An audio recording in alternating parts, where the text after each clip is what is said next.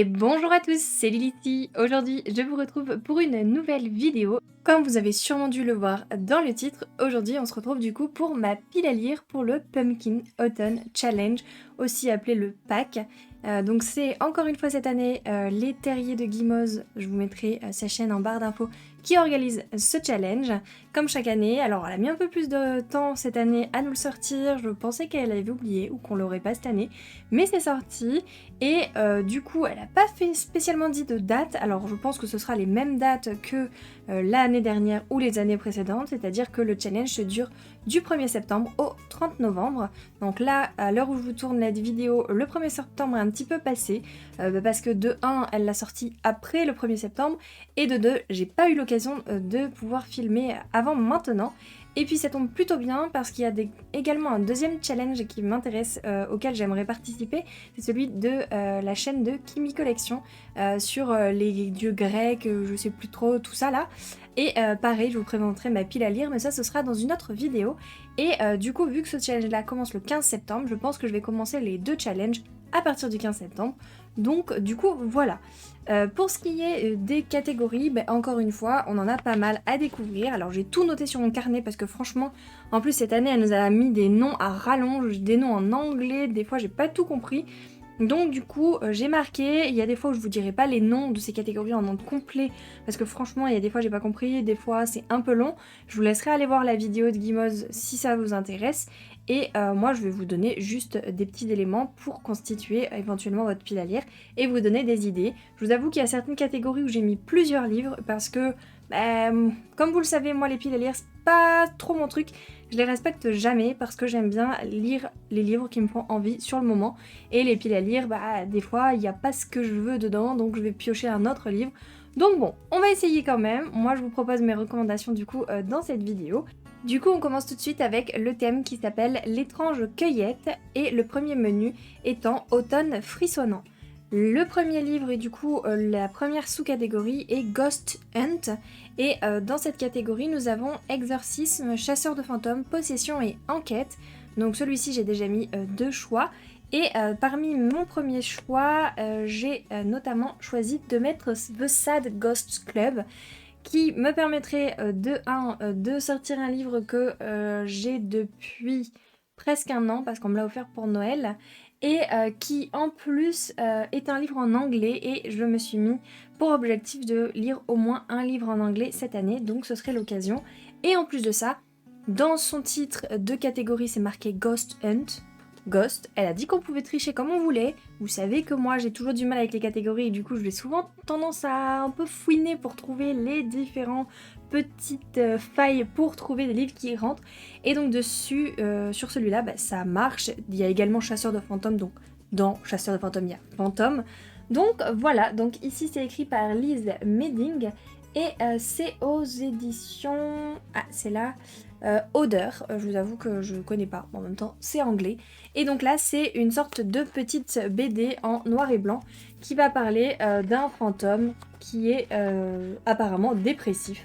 J'espère que vous verrez suffisamment. Et franchement ça me tentait bien, ça a l'air rigolo, je pense que c'est tourné un petit peu de façon humoristique, donc ça me tente pas mal. Et donc du coup voici pour cette première catégorie. J'ai également choisi de mettre un deuxième titre qui est le tome 3 de Dark Element, tout simplement parce que déjà j'ai adoré les tomes 1 et 2 et que je veux me lire le tome 3 bientôt et que il parle quand même de possession, d'enquête. Bon, chasseur de fantômes, oui, ça peut aussi. Exorcisme, oui. Parce que dedans, si vous ne connaissez pas la saga Dark Element, donc c'est écrit par Jennifer L. Armentrout et c'est édité aux éditions J'ai lu. Et dans cette saga, on suit une jeune fille qui est moitié démon, moitié gardienne, qui correspond un peu à une sorte d'ange. Les gardiens et les démons se détestent. Elle est mille un mille autres parce que ses parents ont fricoté alors qu'ils étaient d'espèces différentes. Et du coup, elle se retrouve là, elle a des pouvoirs que les autres n'ont pas, etc. Et dans cette histoire, du coup, forcément, va y avoir des possessions, va y avoir des fantômes, et il y a une sorte d'enquête parce que Leila, oui c'est ça, cherche du coup un petit peu d'où elle vient, qui est sa famille, et également d'où lui viennent ses pouvoirs, et essaie toujours de résoudre des petits mystères. Voilà un petit peu, sans trop vous spoiler, pour le speech.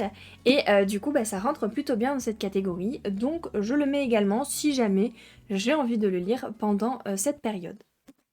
Ensuite, on continue avec du coup la deuxième catégorie de ce premier menu qui s'appelle le portrait du mal. Et là, le but, c'est de trouver un livre avec une couverture qui a un visage dessus, si possible sinistre, mais sinon au moins qu'il y ait un visage, un dessin de visage ou quelque chose comme ça. Et là, moi, mon choix s'est porté sur un que je veux lire justement cet automne. Il s'agit de La Cour des Miracles, donc c'est le tome 2 de Vampiria de Victor Dixon qui est édité, encore une fois, chez Robert Laffont dans la collection R, comme d'habitude. Et donc ici, vous pouvez voir qu'il y a bien un visage, qu'il est plutôt sinistre. Et ici, donc on suit une jeune fille qui à sa famille ici se fait assassiner et qui se trouve être conduite proche du palais dans une école de... Je ne sais plus ce que c'est comme sorte d'école. En gros, d'écuyer du roi. Voilà. C'est une école pour devenir écuyer du roi. Et du coup, elle a vraiment pas envie parce que le roi, c'est pas un roi comme les autres, parce que c'est un vampire.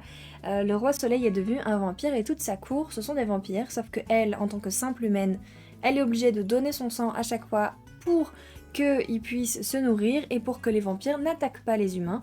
Sauf que du coup, au bout d'un moment, elle en a ras-le-bol et elle a absolument pas envie de devenir écuyère du roi. Mais finalement, elle va se dire pourquoi pas s'en rapprocher pour se rapprocher des assassins de sa famille et pouvoir les zigouiller plus facilement. En gros, voilà pour le speech. Et donc, du coup, j'ai choisi de mettre ce tome 2 qui, de 1, va très bien pour la période Halloween, automne, etc. Et en plus, il respecte le thème, il a un visage sur la couverture. J'ai également fait un deuxième choix qui a également un visage sur la couverture et qui me tente pas mal en ce moment. Il s'agit de La Princesse sans visage, et en plus il y a même visage dans le titre, c'est encore mieux.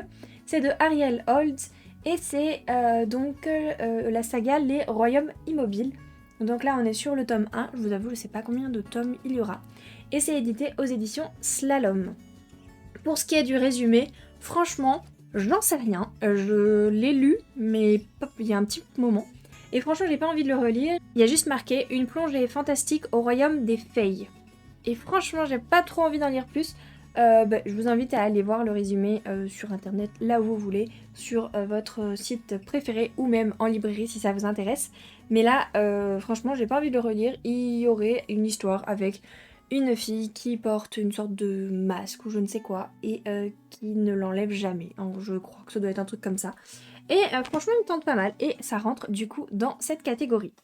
On passe du coup à la troisième catégorie de ce premier menu. Il s'agit de la Sacomadrope au milieu des lucioles. Apparemment, il y a des références à des livres, des films ou de je ne sais quoi. Là, ce serait, je crois, une référence par rapport à Ghibli ou je sais pas quoi, mais je vous avoue que je ne sais rien. Et les thèmes, c'est historique, drame, biographie, mémoire, frères et sœurs. Je vous avoue que là, je crois que... J'en ai mis combien? Je crois que j'en ai mis 3 pour aller dans cette catégorie. Non, 2. On va regarder. Non, j'en ai mis 3. Alors, j'ai tout d'abord mis celui-ci qui, je pense, ira également dans le challenge, l'autre challenge auquel je vais participer. Il s'agit du prix du reste de ma vie. Je vais pas vous dire les noms des mangaka parce qu'à chaque fois je les écorche. Et c'est aux éditions Moonlight Manga. Et ici, pourquoi je l'ai choisi ici parce que ça rentre dans drame, je pense. Et ça rentre dans mémoire parce que c'est une fille qui vend son expérience de vie pour avoir plus d'argent, je crois, parce que malheureusement elle n'arrive pas à joindre les deux bouts. Sauf que à quel prix le fait de vendre ses souvenirs et ses expériences de vie, forcément ça lui fait oublier. Et plus elle en oublie, plus elle oublie qui elle est. Et voilà, en gros un petit peu le speech. Donc c'est le tome 1, je vous avoue, je sais pas combien de tomes il y a dans cette... Non, je sais pas du tout. Donc écoutez, à voir, et en tout cas du coup ça rentre dans cette catégorie. Dans cette catégorie j'ai également mis du coup... il est où celui-ci normalement, oui.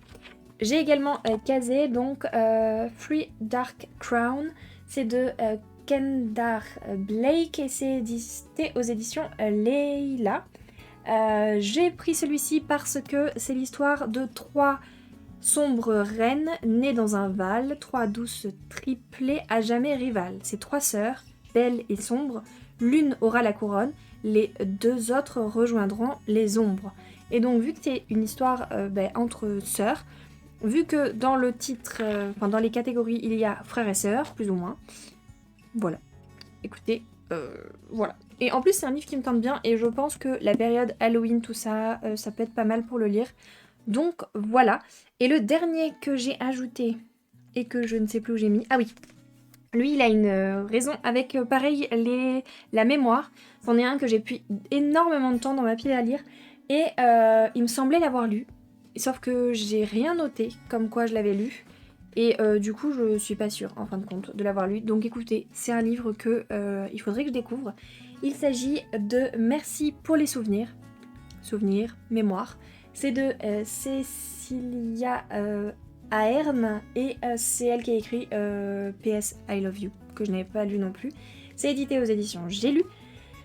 Et là, c'est une histoire d'une personne qui a un accident qui va bouleverser sa vie et détruire son mariage. Sauf qu'elle va avoir une transfusion sanguine et elle va commencer à reconnaître des odeurs, à reconnaître des choses que normalement elle n'est pas censée reconnaître. Du coup, elle va essayer de découvrir qui a donné son sang et essayer de comprendre un petit peu ce qui se passe. Voilà un petit peu pour le speech, je vous avoue, j'ai pas trop envie de relire le résumé non plus de celui-ci. Mais ça avait l'air sympa à l'époque quand je me le suis procuré. Il y a quand même franchement... je crois qu'il y a plus de 8 ans que je l'ai celui-ci. Donc pour vous dire, il date, mais il a l'air sympa et franchement j'aimerais bien essayer de m'y plonger. Donc voilà du coup en tout cas pour ce premier menu. Je vais juste poser ça ailleurs et je reviens tout de suite. Du coup, on va passer au deuxième menu qui s'appelle Automne de l'étrange. Et la première sous-catégorie, il s'agit... alors, les mystérieux habitants de Pottsfield. Pareil, il y a sûrement une référence, je ne l'ai pas. Et là, les mots-clés étaient automne, Halloween et Samhain.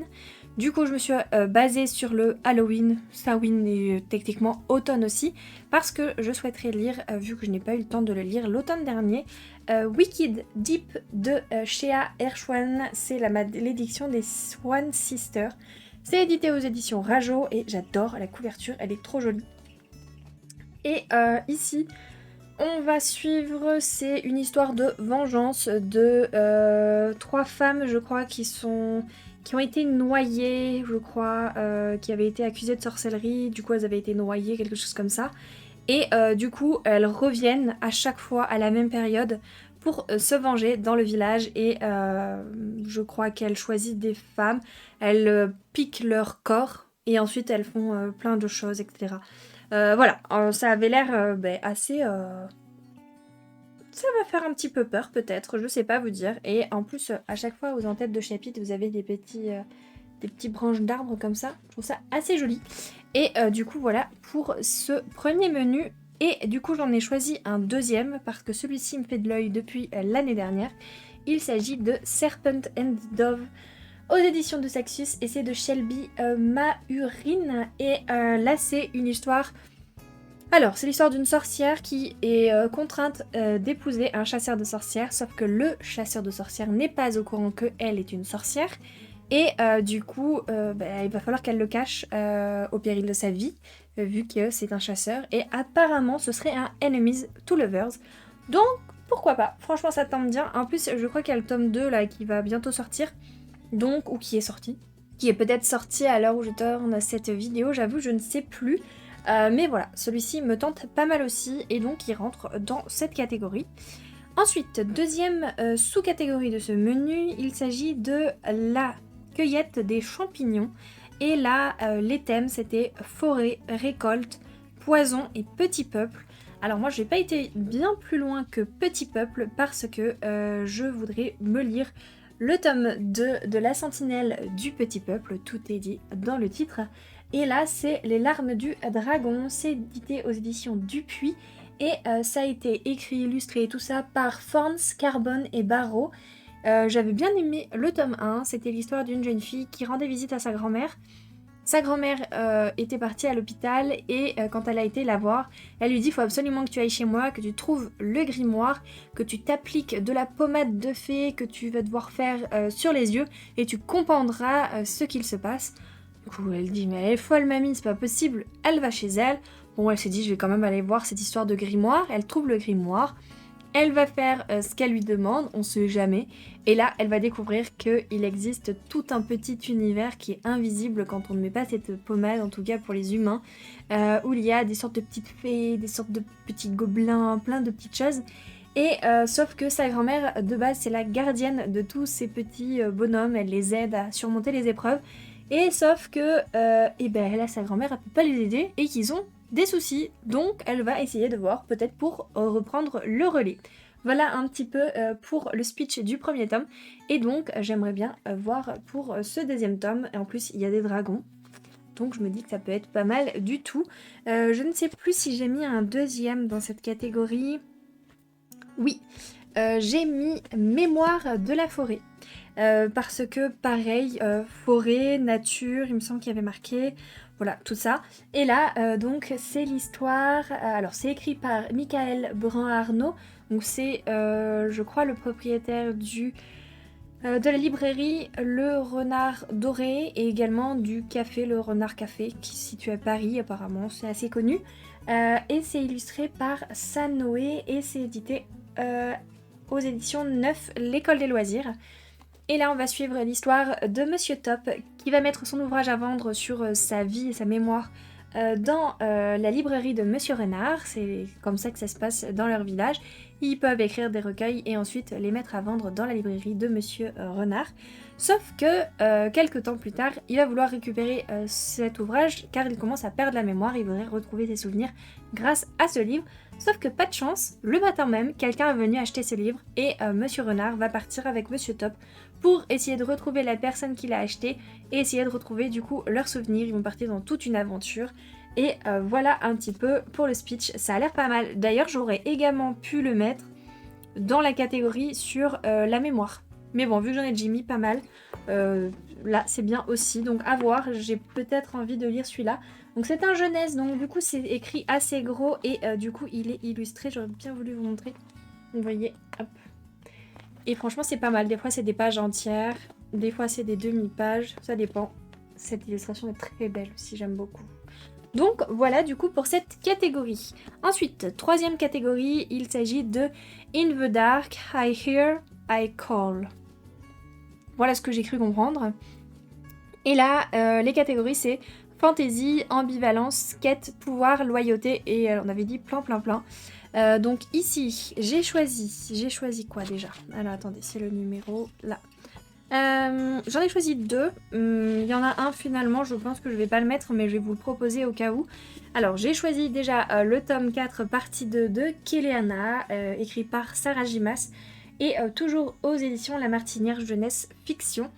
Donc encore une fois, Kéléana, je vais peut-être pas vous le résumer. Franchement, je vous invite à retourner voir soit mes anciennes vidéos, soit à aller voir le résumé sur internet. Je pense que je l'ai assez résumé sur cette chaîne. Je pense qu'à force, ceux qui ont l'habitude de regarder toutes mes vidéos vont peut-être en avoir ras-le-bol. Donc du coup, voilà, ici, il est question de loyauté, oui, de pouvoir, oui, de quête, oui, et de fantaisie, oui, donc ça rentre totalement dans cette catégorie. Donc voilà pour celui-ci. Et le deuxième que j'avais sélectionné, et j'ai oublié de le prendre là, il s'agit de Nevernight. Je vous le mettrai sur le côté, ou sinon il est où?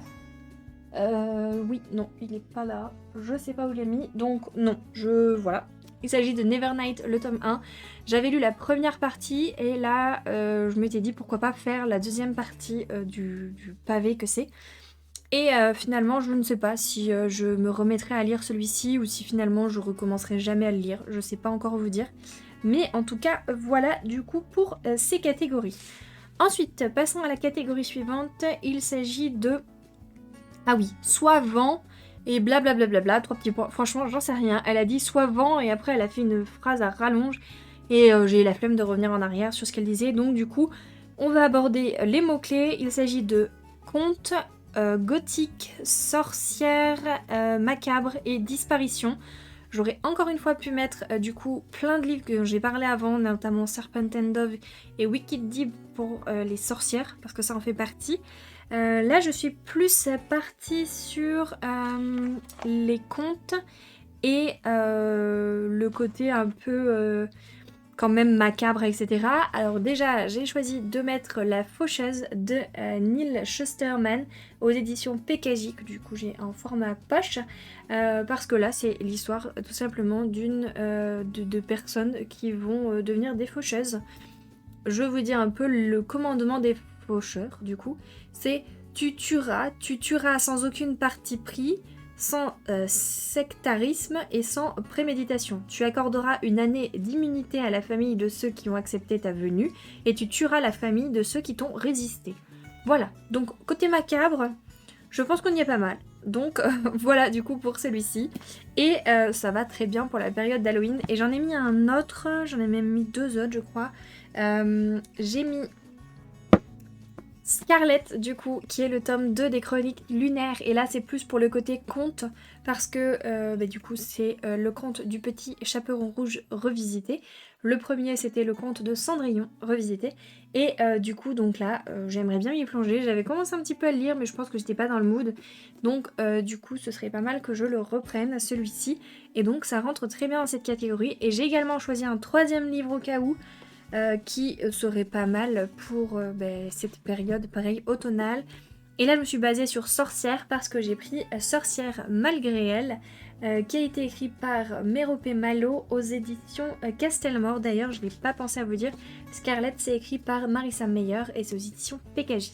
Et du coup dans Sorcière malgré elle c'est l'histoire d'une jeune fille qui revient d'un pensionnat je crois et qui va découvrir que toute sa famille a disparu et que c'est la dernière du coup survivante. Elle va apprendre que c'est une sorcière, elle ne le savait pas jusque là, et elle va devoir apprendre un petit peu à gérer ses pouvoirs, à essayer de poursuivre sa lignée grâce à un vieux grimoire pour l'aider un petit peu à comprendre tout ça.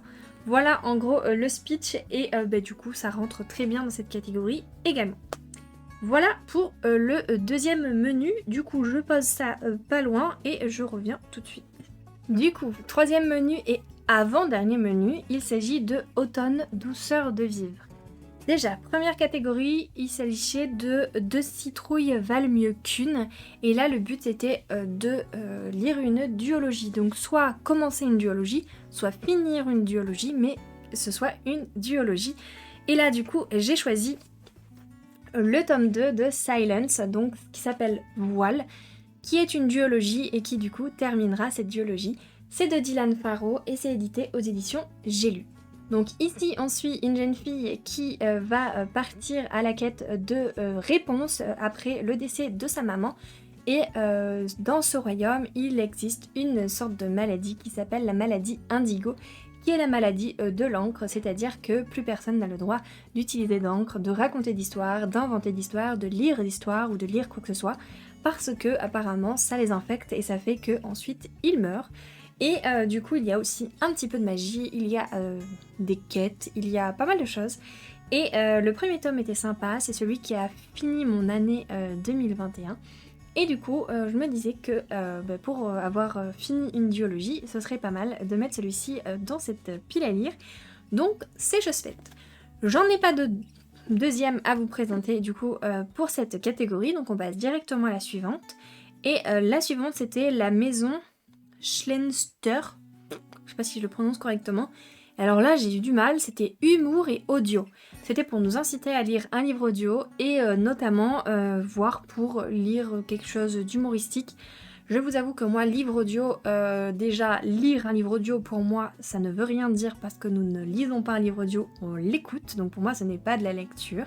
Après chacun son point de vue, mais moi je ne considère pas ça comme de la lecture, mais plus comme quelque chose que l'on écoute.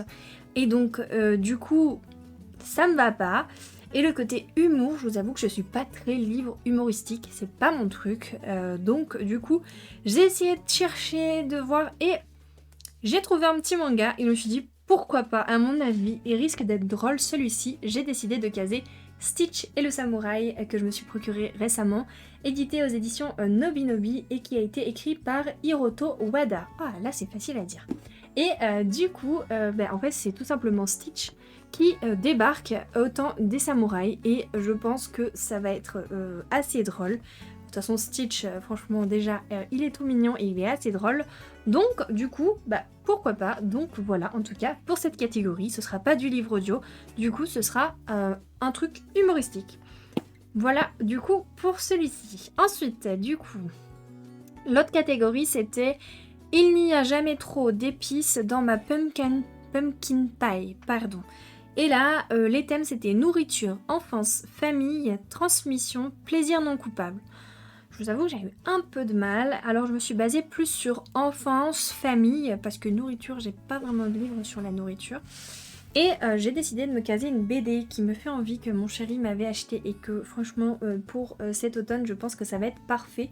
Il s'agit de Des lumières dans la nuit de Lorena Alvarez et c'est aux éditions Vent d'Ouest. Alors déjà franchement la couverture, les couleurs et même à l'intérieur vous verriez, même derrière franchement les couleurs, voilà, j'aime beaucoup. Et donc cette petite BD, on va suivre une jeune fille qui dessine je crois des petits monstres chaque nuit. Voilà, il y a des lumières qui éclairent sa chambre et du coup elle est plongée dans une nuit profonde. Elle arrive à attraper et transformer de sublimes créatures avec lesquelles elle joue.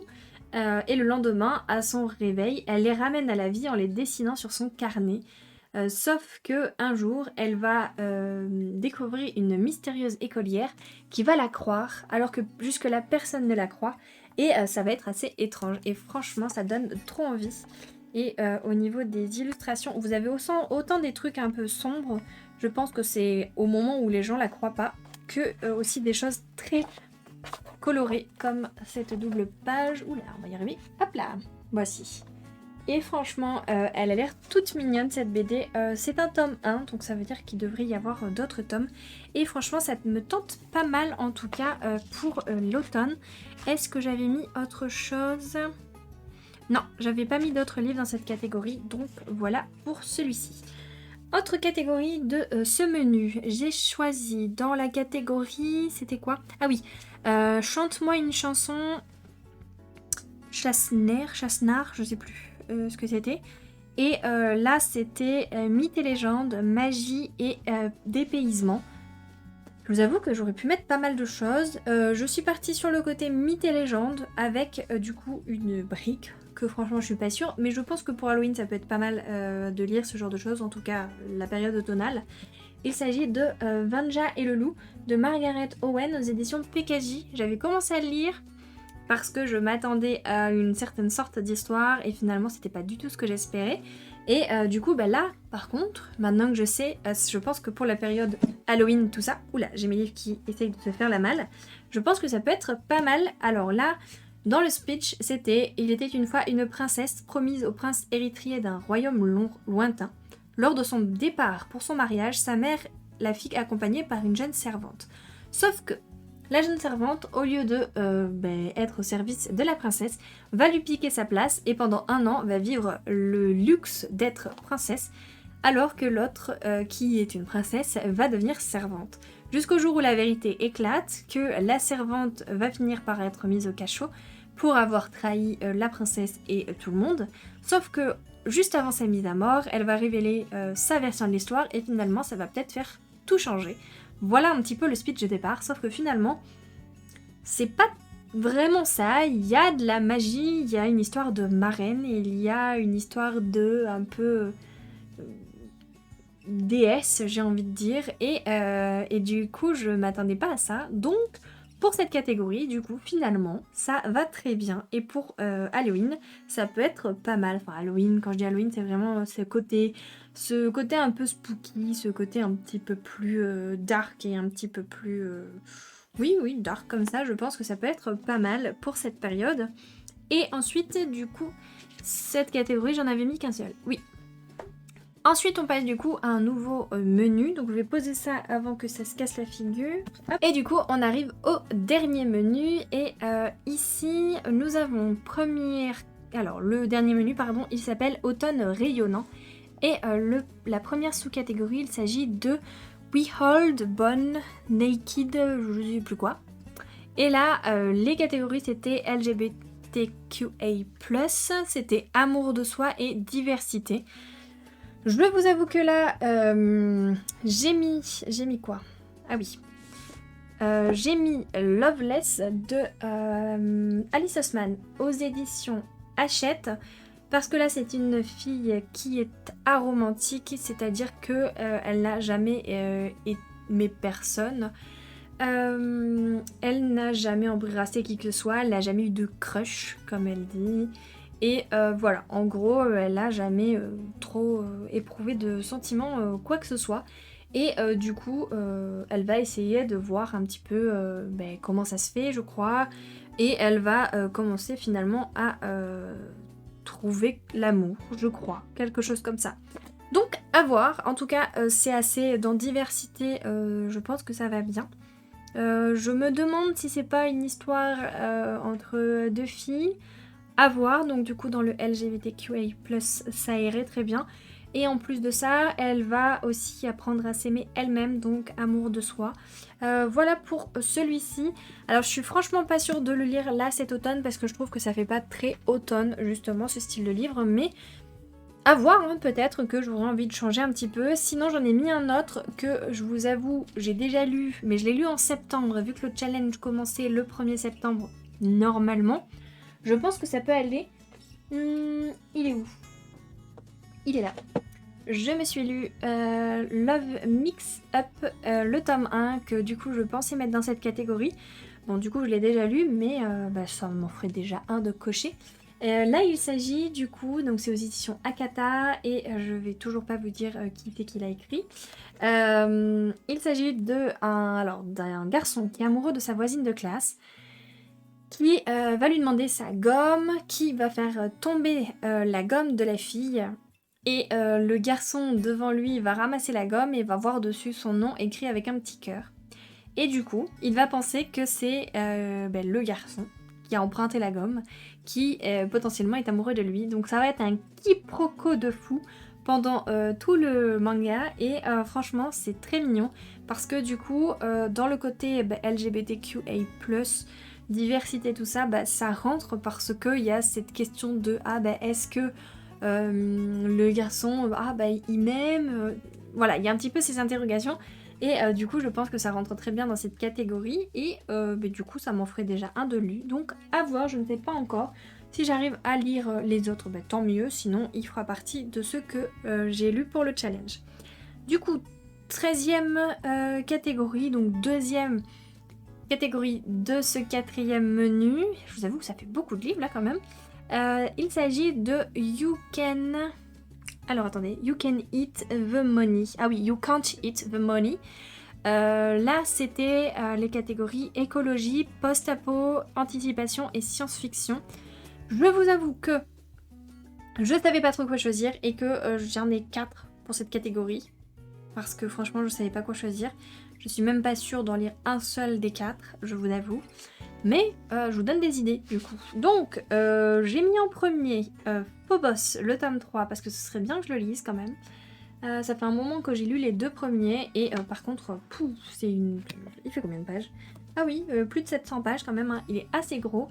Et donc c'est écrit par Victor Dixon et c'est édité aux éditions Pocket Jeunesse. Donc ici on suit des jeunes gens qui participent à un jeu pour trouver l'amour mais sur Mars. C'est des jeunes gens qui partent du coup dans un vaisseau pour partir direction Mars et ils doivent vivre là-bas et coloniser Mars. Donc c'est les premiers à coloniser Mars. Et pour ça du coup pendant tout le durée de leur voyage ils vont être filmés et même après vraiment tout le temps et vont devoir faire des sortes de speed dating à chaque fois pour essayer de rencontrer les garçons qu'ils n'ont jamais vus, enfin filles, garçons, on doit se rencontrer et former des couples au moment de l'arrivée et se marier pour ensuite habiter ensemble et du coup coloniser Mars. Sauf qu'ils vont apprendre un lourd secret pendant leur voyage qui va un petit peu bouleverser tous leurs espoirs et toutes leurs espérances par rapport à ce voyage. Et il s'agit en plus de ça un voyage de non-retour, hein, ils ne peuvent pas rentrer, ils en sont conscients dès le début qu'ils ne doivent pas rentrer. Et du coup, voilà, il va y avoir plein de mystères, plein de choses qui se passent. Et donc du coup, je trouve que ça va très bien, je pense, dans science-fiction. Tout ça, je pense que ça va très bien. Donc écoutez, à voir si je lis celui-ci ou pas. Sinon, dans ces catégories, j'ai également sélectionné le tome 1 du Labyrinthe de James Dashner aux éditions Pocket Jeunesse. Alors j'ai vu le film et j'avais envie de lire le livre pour voir du coup ce que ça pouvait donner en livre. Et du coup, bah, forcément, ça c'est du post-apo, c'est du science-fiction, c'est de l'anticipation, un petit peu tout ça. Donc à voir, il y aurait celui-ci. Si vous ne connaissez pas, je vous invite à aller voir le résumé, mais je pense que tout le monde connaît. Enfin, je pense. Après, si vous ne connaissez pas, je vous invite à aller voir. C'est une histoire un peu de survie, de labyrinthe, d'un peu tout ça. Dans les post-apo et dans un peu écologie, tout ça, j'ai également sélectionné Dry, qui est écrit par Neil et Jarrod Shusterman. Donc c'est Neil Shusterman, c'est la personne qui a écrit La Faucheuse, que je vous ai présenté un petit peu avant. Et du coup, oui, je l'avais trouvé en prix découverte. La dernière fois que j'ai trouvé un prix découverte, c'était Kéléana et c'est devenu un coup de cœur. Donc, à voir avec celui-ci et lui, c'est Avez-vous déjà eu vraiment soif? Donc, c'est un post-apo qui va parler du coup d'une sécheresse qui s'abat sur la Californie et qui du coup va y avoir un petit peu des quêtes pour essayer de survivre, pour essayer de trouver de l'eau, pour essayer de faire des choix. Et du coup voilà pour celui-ci. Et enfin encore dans la catégorie qui sera sûrement post-apo aussi, il s'agit de celui-ci que j'ai depuis un moment aussi, de Néo de Michel Bussy, le tome 1, donc la chute du soleil de fer. Et c'est aux éditions Pocket Jeunesse. Et là, d'ailleurs je vous l'ai pas dit, celui juste avant, c'est aux éditions Robert Laffont. Et du coup ici on va suivre deux clans, le clan du tipi et le clan du... Je sais plus. C'est les tipis et les châteaux. Et ils sont un petit peu en guéguerre, il n'y a plus trop d'adultes je crois. Et du coup ils vont essayer de faire en sorte de sauver un peu l'humanité et d'essayer de voir pour s'entendre. Donc ça se passe dans Paris. Et voilà, tout a disparu et du coup ces deux clans se battent un petit peu pour les dernières ressources qui restent. Et voilà, donc à voir un petit peu, mais ça rentre du coup dans les catégories. Enfin en tout cas dans cette catégorie. Et voilà, dernière catégorie, et là franchement, je crois que j'en ai pas mis. Il s'agit de Le Don des Meruic. Voilà, pareil, il y a des références mais je les ai pas. Et là, c'était bienveillance, sororité, amour et féminisme. Je vous avoue que je savais pas trop quoi mettre. À part, oui, sororité, mais j'en ai déjà mis, je vous en ai déjà présenté, j'en ai pas plus que ça. Amour, j'aurais pu mettre une romance. Alors oui, vous me direz, j'aurais pu mettre une romance, c'est vrai. Je pourrais, par exemple, mettre Eleanor and Grey. Je pense que ça peut être une bonne idée. Aux éditions Hugo Poche de Brittany C. Cherry, qui du coup est une romance, donc pourquoi pas, c'est vrai.